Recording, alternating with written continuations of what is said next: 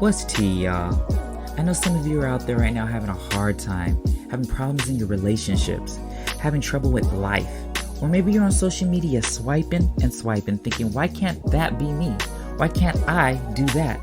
Well, I'm here to let you know that you can. This is Create Your Own Story with Terrell Garnett, where we not only help you create your own story, but we let you tell yours too. Let's get into it, y'all.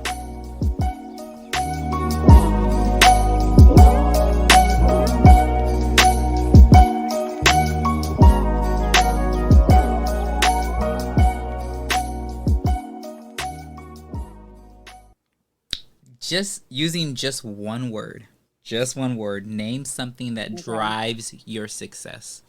I would have to say love. And you know, just,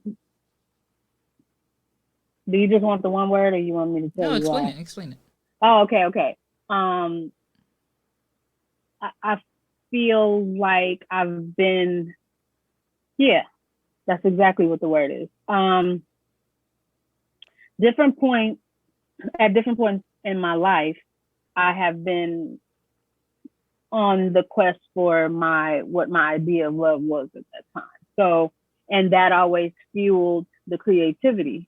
But, and I've noticed recently that the tone of what I make has changed over the time based on what my idea of love was. And I think I have a firmer grasp on what love actually is now than I did when I was younger. And having you ask me that question, I'm gonna tell you something, you're changing lives with this, okay? Because with your platform. Thank you. Having you ask me that,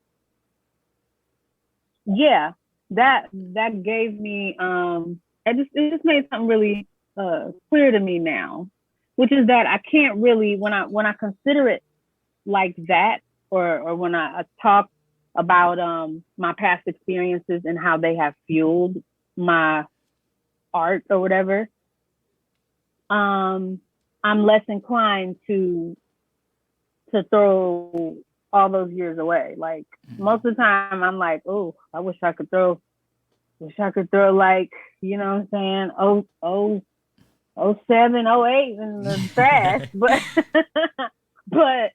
But speaking of it that way, and knowing that those experiences were kind of molded into some art, kind of can't be mad at it. I'm glad you asked me that. Sure. What is a mistake or a lesson that you feel that you've made, but that you sometimes still continue to make? Wow, that's a loaded question. What's one of the big mistakes I made? Learning how to recognizing that everybody that you work with in this industry is not necessarily meant to be there as a friend, and keeping a level of professionalism about you. You know what I mean? Realizing that you're there to do a job.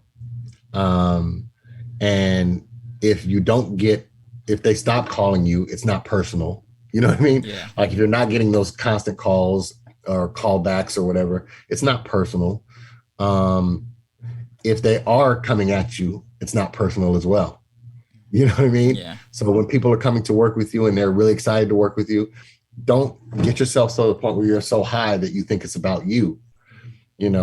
Realize that you're there to do a job, and it's great, and be grateful that you are actually being called to work, because they don't have to call you. But at the same time, when things don't work out the way you expect them to, with the relationship or whatever, that's not personal.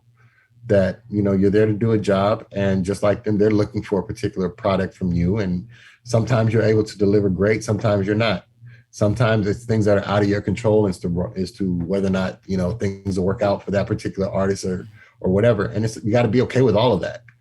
And just learning how to navigate and weather all of those storms was really important to me. So I know that you've had a struggle. I wasn't even going to talk about this, but I felt like it would help other people to hear your perspective of, so for instance, with you, I know you said in the song that your mom wasn't necessarily present in your life, and it affected you. For people that don't have their parents, or one parent or another in their life really that good, what would you say to them to help them get through that burden or that struggle? we're going to touch on therapy again. Before I went to therapy, not this time, but before, I would have just been like, just brush it off. Like, you're tougher than that. Just, I was that person for sure. But it was making me like a super angry person. And I didn't even realize that until literally like a boss, the boss that I was working for when I went on making the band, she was like, we have like free healthcare or free mental health care. And I was like, okay, why are you telling me that? I don't need to know that. She's like, well, you just come across as really angry sometimes. And I was like, really offended. But I was like, okay, I do be popping off. Maybe I'll go talk to the lady. Go talk to the lady. And she exposed, like, it really stemmed from, my mother not being around. Like, I was hardening myself to try to not feel it. I know some people feel things really deeply and like they get depressed or they'll cry about it. I was like, I'm just gonna get mad, and if you look at me wrong, I'll punch you. So we broke all those walls down. So I'm gonna say therapy is your friend. I know with Black people, especially, there could be a lot of stigma around that, but it is really, really helpful. Yeah, but the relationship's dead and gone now. Listen, but I mean, just the thought that, we're all here for a relationship. So, it's like, I think that's telling in and of itself. Like, no matter how much any of us wants to be just completely independent, isolated on our own, we're all inherently built for a relationship. Yeah, definitely. But knowing how to, like, like you said, do the proper accounting. You know what I'm saying? Like, I wasn't accounting properly. I was giving too much to people that didn't deserve that, in a sense. But at the same time, if that's just me, I shouldn't be upset with me giving so much and then them taking it, because that's just me. So regardless if they were going to be, reciprocal or mutual with what I was giving, they're matching the energy, I still was going to do it regardless. So there's no reason why I should be upset if they're not giving what I want them to be giving. I do think there's something to that. When you're built like you are, like, to be extremely generous, I think that in those cases you have to make sure. I'm the same way with certain respects. It's like, but finding the people that fill us up in the same to the same extent that we give. Yeah, that's imperative. So there's potential. I feel like everybody that goes into any relationship, we see the potential out of somebody. But even with that potential, sometimes it's just potential. And then you notice, as the album title, red flags. How do you, when you first meet someone, how do you realize if it's something that they're going to be able to live up to, that you're willing to deal with, even though they haven't reached that? And you notice those red flags. What are the pros and cons that you determine if you're going to stay in this relationship or not? Oh yeah, that's a big one.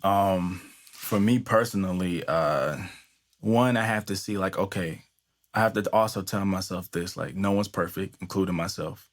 So as you can see throughout the project, I also discovered I have my own red flags. So with that, I have to be lenient and be like, okay, with this particular red flag, is it something I can handle for the rest of my life? Because the way I look at it is this: the person that you're meeting on the first day, the first month, or whomever you're with, if they decide to not change, you have to be okay with that. And if I feel like I can't stay with someone, and if this girl's like having all these problems, and I'm just like, you know what? I think I can work on her with this. I shouldn't be in that situation, because that means that I'm not 100% happy with her in that moment.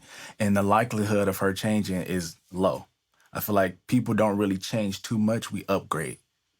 Like, you know what I'm saying? So it's just like, and there's always a likelihood that those habits or those red flags can come right back. So are you going to be able to stay with that person throughout that or not? And we all got our own, I guess I would say, like, limits or things that kind of like is our breaking point. So you got to really know yourself first. And if you don't know yourself, you really wouldn't know, what you can handle or not. My favorite, I didn't play but my favorite line in that song is, I have people that have died on me that are still here on this earth. And I can definitely relate to that.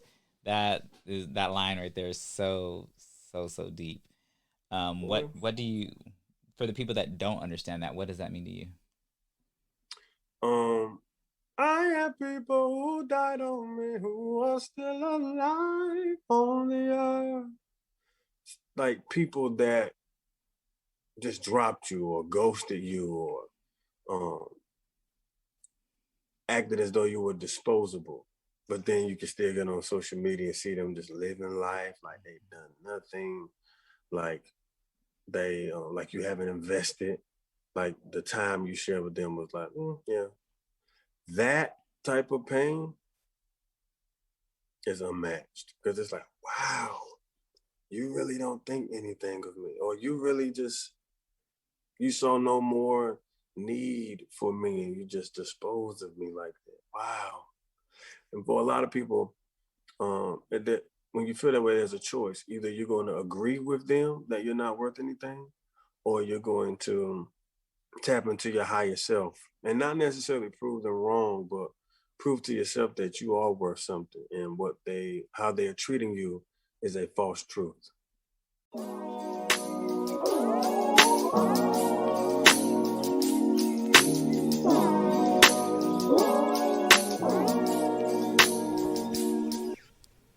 And that's all we have for you today. I hope you enjoyed yourself on this episode of Create Your Own Story with Terrell Garnett. We'll catch you next time.